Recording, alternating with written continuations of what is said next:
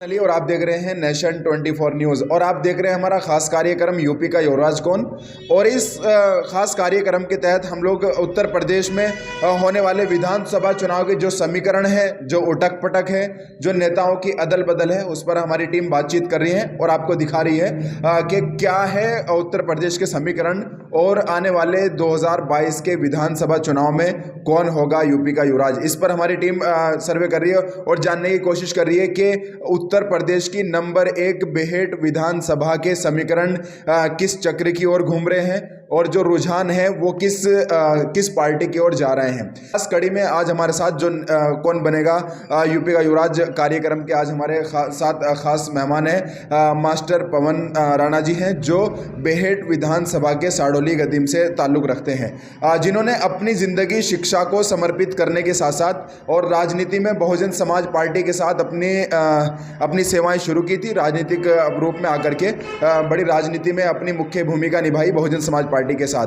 लेकिन अभी जिला पंचायत चुनाव हुए, आप सबको मालूम है, और हाल ही में जो है वो जिला पंचायत के सपा को छोड़ करके भारतीय जनता पार्टी भी ज्वाइन की। हम ये जानने की उनसे कोशिश करेंगे कि क्या बड़ी कमियां रही हैं जो सेवाएं दी हैं उनसे हट करके पाला बदला है राणा जी ने भारतीय जनता पार्टी की तरफ। सर बहुत बहुत स्वागत है आपका नेशन 24 न्यूज़ पर। Thank you. नेशन 24 का आपने मुझे वक्त दिया, इसके लिए मैं आपका आभारी हूँ। सर बहुत बहुत धन्यवाद। सर मुझे ये बताइएगा कि आपने अपनी जो ज़िंदगी है वो शिक्षा से शुरुआत की थी, शिक्षा में अपने आप को समर्पित किया था और मेरे ख्याल से सन 98-99 से आप शिक्षा में आ गए थे। तो पहली सवाल तो सर मुझे ये बताइएगा कि अच्छे खासे शिक्षा में चलते हुए क्यों आपको लगा कि राजनीति में आना चाहिए? देखो, राजनीति में आने का हमारा मकसद कुछ नहीं, ये था कि अगर मान लिया हम अच्छी विचारधारा रखते हैं और अच्छे लोगों का राजनीति में होना बहुत आवश्यक है, जो गलत को गलत और सही को सही कह सके। क्योंकि राजनीति में ज़्यादातर का मकसद रहता है कि हम पैसे कमाएं या कोई इस तरीके से। हमारी बिल्कुल सोच ये नहीं थी, पारदर्शिता वाली सोच थी। विचारधारा बहुजन समाज पार्टी की हमें पसंद आई, इसलिए हमने बहुजन समाज पार्टी को एक्सेप्ट किया। 2002 में माननीय धर्म सिंह सैनी जी, हमारी सरसावा कॉन्स्टिट्यूएंसी होती थी उस टाइम पे, माननीय धर्म सिंह सैनी यहाँ से चुनाव लड़े। हमने उनके साथ अपना ज्वाइन की पार्टी और फिर 2007 में बहन जी की सरकार बनी, तब भी हम उनके साथ रहे। माननीय धर्म सिंह जी यहाँ से मंत्री बने, कैबिनेट मिनिस्टर बने और हमें उन्होंने बहुत सम्मान दिया। फिर 2008 में ये जो हमारा कॉन्स्टिट्यूएंसी बदल के बेहेट विधानसभा के नाम से, बेहेट विधानसभा नंबर 1 के नाम से होगी। फिर यहाँ से 2012 में माननीय महावीर राणा जी चुनाव लड़े बहुजन समाज पार्टी के सिंबल में, हम उनके साथ रहे और उनको यहाँ से MLA बना के भेजा और उन्होंने हमें बहुत सम्मान दिया, पार्टी ने बहुत सम्मान दिया। ये बात नहीं, बहन जी के यहाँ कार्यकर्ताओं का बड़ा सम्मान था और मिला हमें, ये कोई हम ये नहीं कहेंगे, हमें बहुत सम्मान मिला, तभी हमने 18 साल पार्टी को दिए। और फिर हमने 2017 में फिर हम पार्टी के साथ रहे। माननीय हाजी इकबाल यहाँ से प्रत्याशी हुए, उनके साथ रहे और हमने तन मन धन से पार्टी का साथ दिया, पार्टी के साथ रहे। फिर 19 में लोकसभा चुनाव हुआ, 20 में 19 में ही हुआ था, 19 में लोकसभा चुनाव हुआ। फिर माननीय हाजी फजलुर रहमान साहब यहाँ से चुनाव लड़े, जबकि मेरा गांव सड़ोली कदीम है, बिल्कुल सब ज़्यादातर बीजेपी के ही समर्थक हैं, पर मैं यहाँ पे बूथ पे रहा। पूरी पार्टी को पता है, जो हमारे विधानसभा अध्यक्ष है उन्हें पता है, माननीय जो हमारे ब्लॉक के प्रमुख रहे हंसराज गौतम जी हमारे साथी हैं, वो भी रहे, उन्हें पता है मैं अकेला बूथ पे था। और मैंने अपने यहाँ से तब भी राजपूत बूथ 2 बूथ लगते हैं हमारे, मैंने 150 वोट हाजी फजलुर रहमान साहब को दिलवाए और पार्टी के लिए कभी भी किसी भी हद तक कार्य में कमी नहीं छोड़ी। मैंने पूरी मेहनत के और लगन के साथ किया।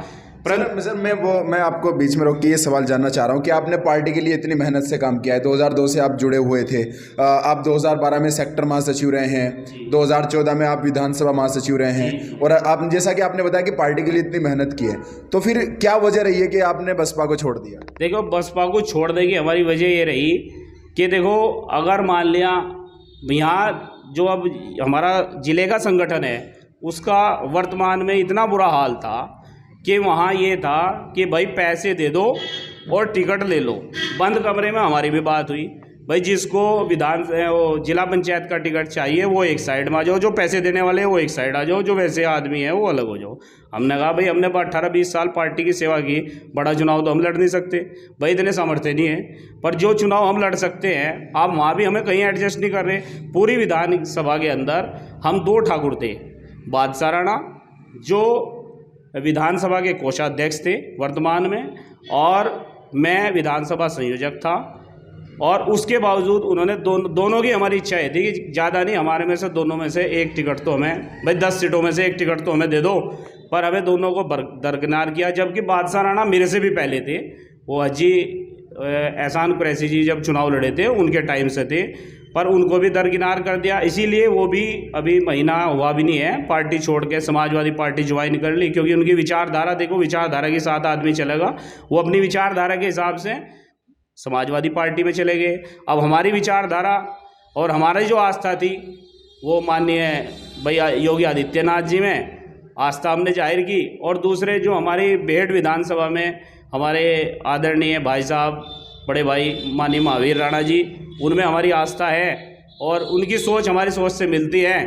और दूसरे हंसराज गौतम जी जो हमारे ब्लॉक प्रमुख हैं, उनको भी हमने ही ज्वाइन कराई, और उनसे भी उनकी हमारी विचारधारा सबकी एक है, इसलिए हमने अपनी आस्था भारतीय जनता पार्टी में जताई। पवन सर, मुझे एक बात बताइए कि आपने 2002 से और अभी हाल ही में आपने बसपा को छोड़ा है, तो क्या सिर्फ नाराजगी इस वजह से है कि जो टिकट है था वो आपके कहने से नहीं हुआ, या कुछ और वजह भी है उसकी? नहीं, ये भी वजह थी। हमने ये कहा कि अगर आप हमें टिकट नहीं दे सकते, भाई मान लिया हमारे प्रमुख साहब थे, भाई ब्लॉक के प्रमुख भी रहे हैं, वो विधानसभा के अध्यक्ष भी रहे, हमने कहा भाई तुम हमें नहीं दे रहे हो तो ऐसा करो, एक टिकट हमारा साथी है हंसराज गौतम, आप उसे दे दो, कम से कम उसे दे दो। ये भी बात नहीं मानी गई कि देंगे उसे भी टिकट अगर वो पैसे देते हो, बात पैसे की सारी। तो ये पैसे का जो समीकरण है, जैसा कि आप बता रहे हैं कि हम लोग पार्टी के कार्यकर्ता, पुराने कार्यकर्ता रहे हैं, तो ये और पैसे लेके टिकट दिया जाता है, ये कब से है? ये क्या पहले से बसपा में चल रहा है या अब से? नहीं, पहले से नहीं था। पहले पार्टी को केवल चंदा दिया जाता था, उसकी इच्छा अनुसार पार्टी को चंदा दे दिया, वो ठीक था। अब के चंदे का हिसाब नहीं था, निश्चित कर दिया था कि भाई 8 लाख देने ही पड़ेंगे। तब पवन सर, मैं एक चीज़ आपसे जानने की कोशिश कर रहा हूँ कि जैसे कि आपने टिकट से बताया है कि टिकट जो है वो डिमांड पे टिकट हुआ था, तो मैं ये जानने की कोशिश कर रहा था कि जब टिकट होता है वो जिला पंचायत का हो या जिससे हो, उसमें आधार क्या होता है? किस चीज़ को आधार देखा जाता है कि इस आधार पे टिकट देना चाहिए? मुझे ये बताइए। देखिए, जो पार्टी के किसी भी पार्टी का ये आधार होता है कि पार्टी का पुराना कार्यकर्ता होना चाहिए, पार्टी के प्रति समर्पित होना चाहिए, और पूरे क्षेत्र में ये पता होना चाहिए जितने भी हमारे पार्टी के कार्यकर्ता हैं, चाहे वो सेक्टर सचिव है, बूथ अध्यक्ष है, सेक्टर महासचिव है, या सेक्टर अध्यक्ष है, विधानसभा अध्यक्ष है, जिला अध्यक्ष है, उसको ये पता होना चाहिए कि भाई ये पार्टी का जो हमारा कार्यकर्ता है काफ़ी लंबे समय से पार्टी के लिए काम कर रहा, पार्टी के हित में कार्य कर रहा। तो पार्टी के अगर कार्यकर्ता को टिकट दिया जाए तो वो ज़्यादा बेहतर होता है। जो पार्टी के जो मतलब वर्कर होते हैं वो उसको जल्दी एक्सेप्ट करते हैं। ये आधार होना चाहिए पार्टी का, नहीं कि ये होना चाहिए कि भाई पैसा आधार है, ये नहीं है। तो आपको ये लगा है पार्टी? अब की बार हाँ, अब क्या हुआ बेहट विधानसभा में, देखिए कभी पहला इतिहास उठाओ, कम से कम 4 या 5 जिला पंचायत सदस्य बीएसपी के जीतते थे। अब की बार मुश्किल से 2 कैंडिडेट जीतते, और जो मतलब दोनों ऐसे जीतते कि वो बीएसपी के आधार पर जीतते, क्योंकि अब की बार हमारे यहाँ भीम आर्मी इतना बड़ा फैक्टर था बेहट विधानसभा के अंदर कि भीम आर्मी ने बड़ा अच्छा वोट बैंक रहा भीम आर्मी का। और हमारे जो वार्ड नंबर 9 है, यहाँ भी दूसरे स्थान पे भीम आर्मी रही है। माजिद चुनाव लड़े थे और मैं उनके साथ रहा था, मैं खुद उनके साथ रहा था माजिद भाई के, और माजिद भाई को मैंने वोट भी दिलवाया। बस थोड़ा चूक होगी, पता नहीं कहाँ, या तो नए कैंडिडेट थे में हम एकदम लेके आए उन्हें, इतना उनका बेचारों का मतलब पब्लिक में जान पहचान नहीं थी, जैसे कैसे हम ही घूम रहे थे उनके साथ, तो उतना अच्छा गेटअप नहीं मिल सका। पर चुनाव इतना अच्छा लड़े माजिद भाई कि तारीफ़े काबिल चुनाव लड़ा। जो बड़े एड्डी चोटी की टीम थी, मतलब जो पार्टियां थी भाई, चाहे भाजपा है चाहे कोई है, 4थे 5वें 3रे स्थान पर थे सभी, पर यहाँ जो चुनाव लड़ा गया, जो एससी समाज का वोट था 80% ज़्यादातर हमारी इसमें 9 नंबर वार्ड में भीम आर्मी के साथ रहा, लगभग। क्योंकि आपको एक बड़ा अनुभव है, मैं आपसे ये जानना कह रहा हूँ, लोग ये कहते हैं जब हम पब्लिक के बीच में जाते हैं, लोग ये कहते हैं कि जिला पंचायत के जो चुनाव होते हैं वो क्षेत्रीय आधार पे होते हैं। उसमें जो क्षेत्र की जनता होती है वो पार्टी का सिंबल कम देखती है और ये देखती है कि अच्छा ये कैंडिडेट हमारे क्षेत्र से, ये हमारे लिए बेहतर रहेगा। ऐसा कुछ सुनने को मिलता है? देखो, कहने को कुछ भी कहे, आप ये देखिए, आज तक कभी भी ऐसा इतिहास नहीं रचा गया कि पार्टी में किसी की भी सत्ता रही। हमारे जिले में जिला पंचायत अध्यक्ष आज तक बहुजन समाज पार्टी का बना है। जिले में लगातार 4-5 बार बीएसपी का कब्जा रहा। अब की बार ऐसा संगठन हमारे जिले का तैयार हुआ बीएसपी में, हमें इसी चीज़ से आघात हुए कि इन्होंने ये चीज़ भी दूसरी पार्टी को पहुंचा दी। दूसरी क्या, आप तो अपनी कोई कहेंगे, वो तो समय जान लिया, पर इन्होंने मतलब जो हमारा जिले का संगठन है अब की बार बहुत बेकार रहा। नहीं तो यहाँ पे हमेशा बहुजन समाज पार्टी का ही जिला माना जाता था इसको, किंतु आज का जो सिस्टम है उसने, व्यवस्था जो जिले की है हमारी कमांड, उसने सब बिगाड़ दिया। मुझे ये बताइएगा राणा जी कि जब आप जुड़े पार्टी में, बसपा में, और आप सेवा करते रहे 2021 तक, इसमें आपने बड़ा बदलाव क्या देखा है? उस समय क्या स्थिति होती थी कार्यकर्ता की, पदाधिकारी की और पार्टी की, और आज के समय में किस स्थिति पे पहुंच गई थी जिससे नाराजगी का कारण बनी? जो पार्टी के मुख्य कार्यकर्ता है उनका बिल्कुल बात नहीं सुनी जाती। अब जो स्थिति हुई, ये हुई समझो 2017 के बाद बात शुरू हुई। 2-3 साल में जिले की व्यवस्था इतनी बिगड़ी कि पार्टी के कार्यकर्ता का कोई वजूद नहीं रहा। इससे पहले पार्टी के कार्यकर्ता को सुना जाता था, बड़े से बड़ा नेता पार्टी के कार्यकर्ता के घर आता था। और चाहे पार्टी सत्ता में रही 2007 से 2012 तक, हमने सत्ता का खुद आनंद लिया कि हमें ये पता है कि जो बहुजन समाज पार्टी में उस टाइम पे कार्यकर्ता, एक छोटे से कार्यकर्ता के लिए भी मतलब इतना सम्मान था, किसी अधिकारी के यहाँ, हर चीज़ के यहाँ मतलब पूरा सम्मान दिया जाता था। अब ऐसा नहीं है। अब तो पार्टी के जो मेन जिला अध्यक्ष या कोई है, उनका कोई सरोकार नहीं है कि उन्हें कार्यकर्ता के यहाँ जाना या नहीं जाना। उन्हें तो देखना जो नया आया बस जेब भर देगा उसी के यहाँ जाना, बाकी कोई मतलब वास्ता नहीं रहा। अब पार्टी में बहुत बदलाव हो गया। राणा जी, भारतीय जनता पार्टी की अगर हम बात करें तो भारतीय जनता पार्टी से इस समय जो सक्रिय भूमिका निभा रहे हैं कैंडिडेट के लिए, जो समीकरण, जो रुझान निकल के आ रहे हैं, वो एक तो महावीर सिंह राणा जी हैं, पूर्व विधायक हैं हमारी विधानसभा के, और एक साहब सिंह पुंडीर जी हैं, जिनके आपको पता है जिनके भाई ब्लॉक प्रमुख भी हैं मुजफ्फराबाद ब्लॉक पे, जो प्रदेश का बड़ा ब्लॉक है। तो मैं आपको ठाकुर समाज के नाते ये सवाल पूछता हूँ कि अगर भारतीय जनता पार्टी से साहब सिंह पुंडीर जी को टिकट होता है तो जो ठाकुर समाज है वो महावीर सिंह राणा जी के साथ खड़ा होगा या साहब सिंह पुंडीर जी के साथ खड़ा देखो होगा? ये तो मैं नहीं कह सकता, क्योंकि इतना बड़ा निर्णय मैं अकेला नहीं ले सकता। देखिए, आपका अपना क्या नजरिया, अपना क्या रुझान है? नजरिया तो ये देखो, जो पार्टी करेगी वो तो एक अलग चीज़ है भाई, पार्टी के साथ रहा जाएगा, कोई बात नहीं। पर देखिए, एक हद तक अगर देखा जाए, देखो सभी को पता है भाई ये पुराना घर है भाई, पुराने राजनीतिज्ञ हैं, लोगों में सभी बिरादरियों में पैठ है। थोड़ा इस चीज़ का तरफ तो देखिए ध्यान देना पड़ेगा, क्योंकि देखो एक आदमी नया है, एक आदमी जो 35-40 साल से क्षेत्र में कार्य कर रहा और राजनीति से जुड़े हुए हैं, हर एक परिवार से वाकिफ हैं। पूरी कॉन्स्टिट्यूंसी के अंदर क्या मानिए आप, पूरे डिस्ट्रिक्ट सहारनपुर में 3 ही परिवार हैं जो बहुत बड़े परिवारों में गिने जाते हैं। काजी रशीद मसूर जी का परिवार, चौधरी यशपाल जी का परिवार और जगदीश राणा जी का परिवार। देखो उनकी तो हम तुलना, देखो उनसे किसी की तुलना करें तो ये थोड़ा अच्छा नहीं लगेगा, क्योंकि देखिए वो बहुत बड़ी शख्सियत हैं। ये सवाल आपसे इसलिए पूछ रहा हूँ कि चलिए वो तो पार्टी जिसको कैंडिडेट बना के भेजेगी कि पार्टी का कार्यकर्ता होने के नाते आप उसको वोट करेंगे, लेकिन मैं ये जानना चाह रहा हूँ कि क्या फेस का फैक्टर उसके ऊपर काम करेगा? 2022 का जो विधानसभा होना है, मैं ये जानने की कोशिश जी बिल्कुल फेस का फैक्टर करेगा काम भाई। जो आदमी यहाँ सांसद भी रहे हैं भाई, मंत्री रहे हैं भाई, विधायक भी रहे हैं, देखो उनका फेस तो है भाई, उन्होंने कहीं ना कहीं लोगों के काम किए हुए हैं, पब्लिक उनसे जुड़ी हुई है, फेस का तो फर्क पड़ेगा बिल्कुल। और पार्टी को देखिए, ये तो पार्टी देखेगी, ये तो पार्टी का निर्णय होगा भाई, और टिकट किसको देना है, इसमें हम क्या कर सकते हैं, क्योंकि हम इतने बड़े तो हैं नहीं कि भाई हम पार्टी का टिकट बदल देंगे किसी का या करा देंगे, वो तो उनकी सोच होगी। पर बाकी ये है कि देखो वजूद तो आदमी का सबका अलग होता है, मेरा वजूद अलग है, किसी और का अलग है, सबके वजूद अलग होते हैं। बेसिकली राणा जी के अगर देखें, मैं आपसे समीकरण जानने की कोशिश कर रहा हूं, क्योंकि ये जो आपका क्षेत्र है साडोली कदीम, इसमें जो है वो ठाकुर समाज की अच्छी खासी जनसंख्या है। तो इधर क्योंकि आप पब्लिक में भी बैठते हैं, आप रुझान भी लेते हैं, तो क्या लगता है ठाकुर समाज जो है, मैं उसका समीकरण जानना चाह रहा हूँ कि वो फेस के फैक्टर पे जाएगा या पब्लिक पार्टी के सिंबल पे जाएगा? नहीं, वैसे तो सभी समाज टोटल लगभग जितना जनरल कास्ट का वोट है, चाहे वो बढ़िया है, ब्राह्मण है, राजपूत है, ज़्यादातर सब भाजपा के पक्ष में है। पर देखो फेस का फ़र्क पड़ता है। अगर मान लिया वो 100% होना था तो थोड़ा 50% रह जाए, कहीं ना कहीं मतलब खैर फेस का फ़र्क पड़ेगा, ऐसी बात नहीं पड़ता है। चलिए, अभी अगर बेहट विधानसभा की बात की जाए, आपको सबको पता है, आपको अच्छे से पता है कि सब पार्टियों ने, लगभग कुछ पार्टियों ने जो है वो अपने जो कैंडिडेट हैं डिक्लेयर भी कर दिया, जैसे समाजवादी पार्टी ने है उमर अली खान, और कुछ और पार्टियों के डिसीजन चल रहे हैं, कुछ सक्रिय हो गए।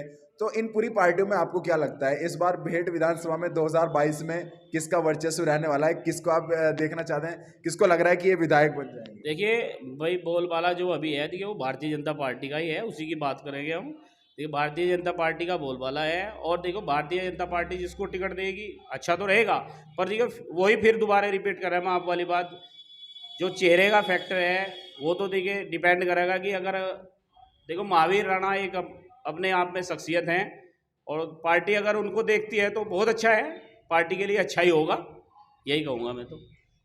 सर, एक सवाल आखिरी आपसे यह है कि जहाँ तक भारतीय जनता पार्टी की बात है, तो कुछ किसान जैसे किसान है या बेरोजगारी की जिस तरीके से बात की जा रही है, कुछ नाराजगी लगती है भारतीय जनता पार्टी को, तो बेहट विधानसभा में आपको क्या लगता है कि वो फैक्टर काम नहीं करेगा?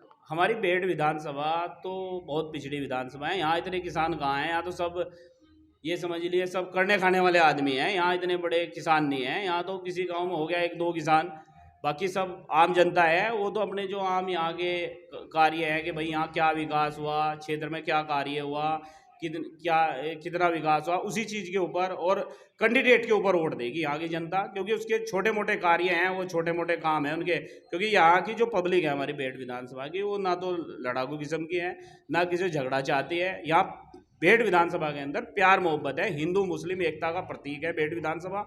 आज तक पूरे देश में कहीं झगड़े फसाद हुए, बेहट विधानसभा एक ऐसी कॉन्स्टिट्यूएंसी है, यहाँ किसी प्रकार का कोई झगड़ा फसाद नहीं है, यहाँ हिंदू मुस्लिम सब प्यार से रहते हैं।